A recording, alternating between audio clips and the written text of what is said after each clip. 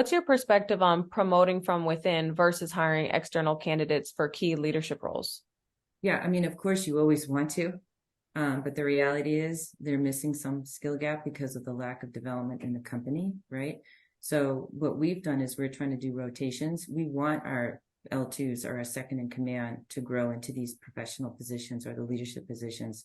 And we're building the leadership academy and trying to do that. And you may only have a select few, and that's okay. But, we prefer to develop. But what we've realized through the succession planning, we have a gap. Right. And so the timing is, it might take me another year to get these L2s to a point where I can actually get them trained enough to actually take president role, right?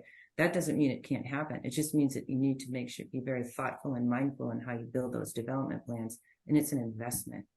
It's a So that's big investment. you factor that into the succession planning is the Yeah, potential of someone to be moved up into that role, trained on without having to go external. absolutely. I mean, succession planning is about building that next level, right? We talked a little bit about external because there's skill gaps and you don't have anybody. Then you need to look external and hopefully you partner with someone like a Tom or someone else that can help you fill that gap and find that profile. Ultimately, you always want to try to develop those people inside. That's what you want to do. You want to create that opportunity, and it would be lovely to have that next set of leaders come right from your own organization. But again, that the hard part is it's an investment, and you need that investment coming from the CEO or executive team. It should be in budgets.